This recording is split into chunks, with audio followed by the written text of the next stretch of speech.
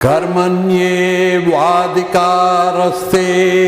मा फलेषु कदाचन मा कर्मफले हेतुर्भूर्मत्से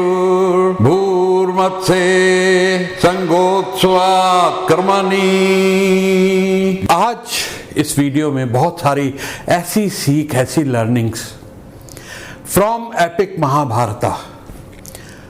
वेद व्यास ऋषि वेद व्यास जी ने लिखा था एपिक, जो कुरुक्षेत्र की एक लड़ाई थी, लेकिन उसमें से बहुत सारी लर्निंग हम और आप एंटरप्रेन्योर्स के लिए आज मैं लेके आ रहा हूं।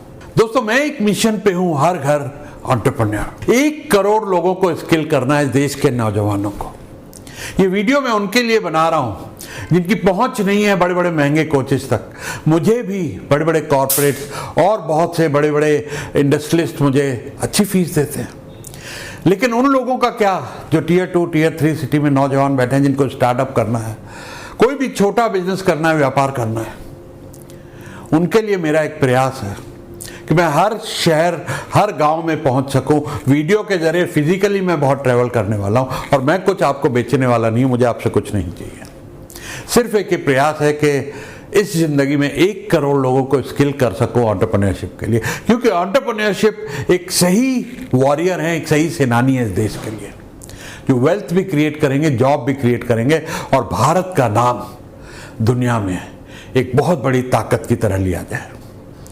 तो इस सपने के साथ ये मेरा एक मिशन है, एक विजन है, और जिसमें मैं आप सबकी सपोर्ट चाहूँगा कि इन वीडियोस को, इन लर्निंग्स को, और जिन जिन शहरों में जाऊँ, आपसे मिलूँ, वहाँ ज़्यादा से ज़्यादा लोगों को मिल सके, और अपना 42 प्लस 43 प्लस साल का तजुर्बा, जो ज़िंदगी में मैंने इतने बिजनेसेस किए, इतनी सक्सेस और फेलियर्स देखी, उनको आप सब तक पहुँचा सकूँ, और 1 करोड़ लोग इन लर्निंग्स को लेकर एंटरप्रेन्योर बन सके। ये जो वीडियो के शुरू में मैंने आपको गीता के 2 अध्याय से 47वें श्लोक में श्री कृष्ण अर्जुन से, उस समय युद्ध भूमि में जब अर्जुन हथियार छोड़ देते हैं कि सामने मेरे मित्र, मेरे रिश्तेदार खड़े हैं, इनको कैसे मारूं, अपने कर्म से वो विचलित हो जाते हैं, तो भगवान कृष्ण गीता का ये उपदेश उनको ज्ञान देते हैं। और यहां से शुरुआत होती है कि हमारे हाथ में दोस्तों सिर्फ मेहनत करना है। हम सिर्फ कर्म कर सकते हैं, जरूरी नहीं है हमारी स्ट्रेटजी, हमारे एफर्ट सक्सेसफुल हो हमेशा, लेकिन सक्सेसफुल नहीं भी होंगे तो ये ध्यान रखिएगा, उसमें भगवान की कोई लर्निंग है आपके लिए, कुछ वो आपको सिखाना चाहते हैं, कुछ वो आपको मजबूती देना चाहते हैं। क्योंकि जितनी बार आप मुश्किलें फेस करते हैं, ये मैं जानता हूं। आज मुझे कई बड़ी से बड़ी प्रॉब्लम इतनी छोटी लगती है, क्योंकि इन संघर्ष से जिंदगी में लड़ते लड़ते लड़ते लड़ते ये रेजिलियंस मसल स्ट्रांग हो गए। क्योंकि जितना आप फेल होते हैं, जितना आप संघर्ष करते हैं, जैसे लोहा आग से निकल के शेप लेता है, ऐसे एंटरप्रेन्योर भी जितना आग में तपता है, उतना ही बेहतरीन शेप लेता है। मुझे याद है, एक मैंने कोट पढ़ा था एडमंड हिलेरी का, 13 बार वो माउंट एवरेस्ट पे चढ़ने में फेल हुए थे, 13 बार। और उन्होंने माउंट एवरेस्ट की तरफ देख के कहा था, Mount Everest you can not grow taller than 29,000 feet. Mount Everest आप 29,000 फीट से और बड़े नहीं हो सकते। As a human I can grow, as a human, as entrepreneur we can grow bigger than any problems. जिंदगी में कुछ भी प्रॉब्लम है, उससे हमें बड़ा होना। तो आइए एक एक करके चलते हैं कि महाभारत से हम क्या सीख सकते हैं एज एंटरप्रेन्योर, अपने बिजनेस के लिए, अपनी लाइफ के लिए। पहला लेसन है दोस्तों, अपनी स्ट्रेंथ्स को पहचानिए। फोकस, जो भी चीज में आप सबसे अच्छे हैं, आप अगर स्ट्रेटेजी में अच्छे हैं, आप अगर आइडिएशन में अच्छे हैं, अगर आप एग्जीक्यूशन में अच्छे हैं, अगर आप मेहनत बहुत कर सकते हैं। कई तरह के लोग होते हैं, कुछ लोग सिर्फ अच्छे आइडियाज दे सकते हैं, बहुत मेहनती नहीं होते, बट इट्स ओके, उनके आइडिया की खोपड़ी को यूज कीजिए। कुछ लोग शरीर से ताकतवर हैं, भीम की तरह। भीम ताकतवर था, गदा युद्ध में बड़ा ही वो एक्सपर्ट था, लड़ने के लिए तैयार था बड़े से बड़े योद्धा से। अर्जुन तीर कमान, दुनिया का सबसे बड़ा धनुर्धर, उससे श्रेष्ठ धनुर्धर नहीं हुआ दुनिया में। युधिष्ठिर सच्चाई और एथिक्स के पीछे। सो हर एक जना महाभारत में अपनी स्ट्रेंथ्स पे खेल रहा है। अपनी स्ट्रेंथ्स को पहचानिए। मैं खुद गैलप स्ट्रेंथ कोच हूं, मैं लोगों को सिखाता हूं। एक बहुत बढ़िया गैलप strengthfinder.com पे टेस्ट होता है। वो टेस्ट अगर आप ले सकते हैं, अफोर्ड कर सकते हैं तो ठीक है, नहीं तो वैसे भी अगर आप थोड़ा सा रेट्रोस्पेक्ट करेंगे, अपने आप को देखेंगे, पहचानेंगे, कुछ दोस्तों से फीडबैक लेंगे कि मेरी स्ट्रेंथ क्या है यार, और उस स्ट्रेंथ को पकड़ के, जैसे सचिन की स्ट्रेंथ थी बल्लेबाजी, बहुत ज्यादा उन्होंने बॉलिंग और उसको नहीं बढ़ाया, बल्लेबाजी में बेस्ट हो गए। ऐसे ही किसी की बॉलिंग स्ट्रेंथ होती है तो बॉलिंग, किसी की फील्डिंग होती है। धोनी अच्छे विकेट कीपर थे, बाद में उन्होंने बैटिंग में भी कई बार अच्छे प्रदर्शन किए, लेकिन मेन स्ट्रेंथ थी विकेट कीपिंग, बहुत अच्छे विकेट कीपर थे। तो अपनी स्ट्रेंथ को पहचानिए, और महाभारत से हमें यही सीखने को मिलता है कि पांडवों ने हर एक जो उनके सदस्य थे फैमिली के और सेना के, कृष्ण भगवान उन्होंने चुना एज ए मेंटर, वो बहुत बड़े स्ट्रेटजिस्ट थे, उसके बारे में भी बात करेंगे। तो everybody was playing on their strength. तो अपनी स्ट्रेंथ को सबसे पहले पहचानिए और उसको और शाइन कीजिए और शार्प कीजिए और मजबूत कीजिए। नेपोटिज्म की बात फिल्म इंडस्ट्री में बहुत चलती है, लेकिन बिजनेस में भी अक्सर अच्छे बिजनेसेस तबाह हो जाते हैं क्योंकि आने वाली जनरेशन संभाल नहीं सकती है। तो महाभारत से हमने ये सीखा कि जो कौरवों का विनाश हुआ नेपोटिज्म की वजह से हुआ। पांडु वीक थे, धृतराष्ट्र ब्लाइंड थे, विदुर काबिल थे राजा बनने के, लेकिन वो नहीं बन सके क्योंकि वो एक दासी से पैदा हुए थे। तो राज उन लोगों के पास, इनकैपेबल लोगों के पास चला गया जिन्होंने डिस्ट्रॉय कर दिया। अगर आप देखें रिलायंस, धीरू भाई अंबानी जी ने कितनी बड़ी एक एम्पायर खड़ी की। 2 पुत्र, मुकेश अंबानी, अनिल अंबानी, बराबर की वेल्थ उनमें डिवाइड हुई। हालांकि मिल के चलते हुए एक अलग सब्जेक्ट है, तो आज रिलायंस जितना बड़ा उससे कई गुना और बड़ा हो सकता था, लेकिन फिर भी अलग हुए। मुकेश अंबानी लायक निकले और अनिल अंबानी ने बैंक्रप्सी जाहिर कर दी, सब कुछ तबाह कर दिया, सब कुछ विनाश हो गया। कोई 25 या 35 बिलियन डॉलर दोनों को बराबर मिल लेते, बहुत पैसे होते हैं, लेकिन एक ने कहां से कहां पहुंचा दिया, एक ने सब कुछ डिस्ट्रॉय कर दिया। कहावत है, पूत कपूत तो क्यों धन संचय, पूत सपूत तो क्यों धन संचय। आज हमारे यहां अगर बात करें, आईटीसी एक प्रोफेशनली रन कंपनी है, कोई मालिक नहीं है, प्रोफेशनल चला रहे हैं क्योंकि लायक लोग चला रहे हैं। कितने सारे बिजनेसेस हैं। वॉरेन बफेट ने ओपनली डिक्लेयर किया है कि मेरी जो दौलत है मैं दान कर दूंगा, बच्चों को उनकी लायक खुद कमाना पड़ेगा। सैम वॉल्टन, वॉलमार्ट के फाउंडर, उन्होंने अपनी जिंदगी में $100 बिलियन का बिजनेस खड़ा किया, लेकिन प्रोफेशनल्स ने उसके बाद $500 बिलियन 10 साल में पहुंचा दिया। 40 साल लगे 100 बिलियन सैम वॉल्टन को खुद को पहुंचाने में, लेकिन प्रोफेशनल्स ने उसको 500 बिलियन अगले 10 साल में पहुंचा दिया। सो बिजनेस में आप वही लोग लाएं, बड़ी लर्निंग है महाभारत से, जो टैलेंटेड हो, जो लायक हो। जरूरी नहीं है कि बच्चे नालायक भी हों, उनको बिजनेस दिया जाए और सालों की बरसों की बनी बनाई मेहनत, क्योंकि उस मेहनत में सिर्फ ओनर्स का ही मेहनत नहीं होती है, बहुत सारे स्टेक होल्डर, बहुत सारे एम्प्लॉयज का सेक्रीफाइस और हार्ड वर्क होता है। और कई बार नेपोटिज्म में प्यार में अंधे होकर माँ बाप नालायक बच्चों को बिजनेस में ले आते हैं और फिर सब कुछ डिस्ट्रॉय हो जाता है। कौरवों को जहां तक अब देखें, पूरे महाभारत में झूठ, मक्कारी, गलत लोगों का साथ, गलत एडवाइजर, शकुनी। और याद रखिए, हम सब की जिंदगी में एक ना एक शकुनी होता है जो हमारे कान भरता है लोगों के लिए। उस शकुनी को जिंदगी से निकालना बहुत जरूरी है। रिस्पेक्ट फॉर वुमेन, द्रौपदी का भरे सभा में अपमान, बड़ों के सामने, पूरे दरबार के सामने, विच resulted in such a big war. और यहां पे एक और बात आती है कि किसी की ईगो को हर्ट नहीं करना चाहिए, ये भी लर्निंग आती है। अंधे का बेटा अंधा, द्रौपदी ने कहा था, वहीं दुर्योधन की ईगो हर्ट हुई थी, उसका मजाक उड़ाया गया था। तो दोस्तों, एक और लर्निंग इससे आती है कि किसी का उपहास ना उड़ाएं, मजाक ना उड़ाएं, किसी की ईगो ना हर्ट करें। Always show respect to women, men, elders and everybody, जो टोटली कौरवों में मिसिंग था। और द्रौपदी से ये गलती हुई जो उसने इतना बड़ा व्यंग कसा, अंधे का बेटा अंधा। लेकिन उसका कोई ये मतलब नहीं था कि दुर्योधन को इतना बड़ा स्टेप लेना चाहिए था और अपनी भाभी की और एक रिस्पेक्टफुल वुमेन की इस तरीके से बेइज्जती और चीरहरण करना। तो ये बहुत सारी लर्निंग महाभारत से आती है कि किसी की ईगो ना हर्ट करें, किसी का मजाक ना उड़ाएं, एथिक्स को फॉलो करें। अनएथिकल बिहेवियर, झूठ, चोरी, मक्कारी एंड में विनाश का कारण बनते हैं, और वही कौरवों का हुआ। अपने कंपटीशन को कभी अंडर एस्टिमेट ना करें। ये समझ लें तो छोटा है, हमारे सामने क्या खड़ा होगा। बहुत से लोग अक्सर कहते हैं इसकी औकात ही क्या है। महाभारत में भी ऐसा ही हुआ। कौरवों ने कहा हम 100 तो भाई है, उसके बाद इतनी बड़ी सेना हमारे पास, गुरु द्रोणाचार्य हैं, इतने बड़े बड़े वीर हैं, जयद्रथ हैं, इतने योद्धा हैं। पांडव तो सिर्फ 5 हैं और एक उनके पास ग्वाला है, किसी ने क्या खाड़ लेंगे हमारा।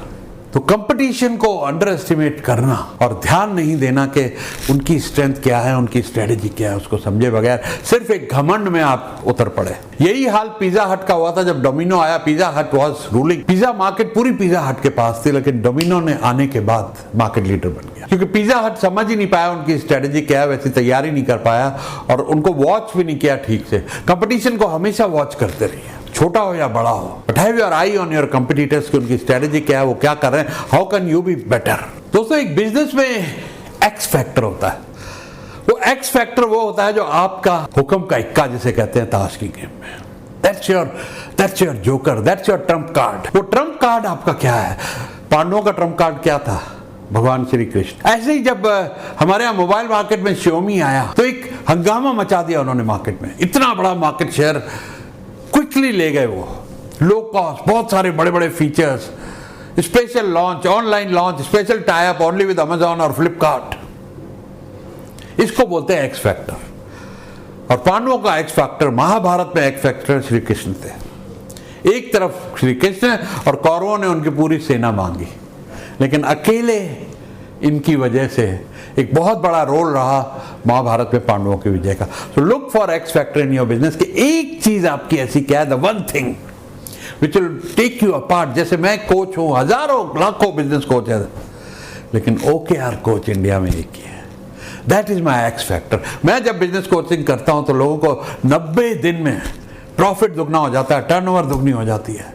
बहुत सारी सिक कंपनियों का मैंने टर्न अराउंड कर दिया OKR लगा के। तो अपना एक्स फैक्टर आप ढूंढिए बिजनेस में। आपके पास आपका ब्रह्मास्त्र, आपके श्री कृष्ण, आपका एक्स फैक्टर क्या है? दोस्तों, स्ट्रेटेजी का बहुत बड़ा रोल है बिजनेस में। स्ट्रेटेजिक लीडरशिप, जैसे मैं बार बार कहता हूं और आपने भी पढ़ा है, देखा है कि महाभारत में जीतने की एक बहुत बड़ी वजह भगवान कृष्ण की स्ट्रेटेजी थी। Strategic leadership has a very big role. आप देखेंगे शुरू से आखिरी तक स्ट्रेटेजी स्ट्रेटेजी स्ट्रेटेजी।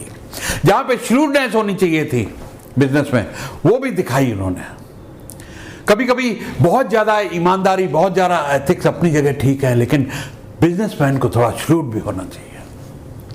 युधिष्ठिर बिल्कुल ऑनेस्ट थे, ईमानदार थे, कभी झूठ नहीं बोलते थे, लेकिन एक टाइम जरूरत पड़ी कि द्रोणाचार्य का वध होना बहुत जरूरी था।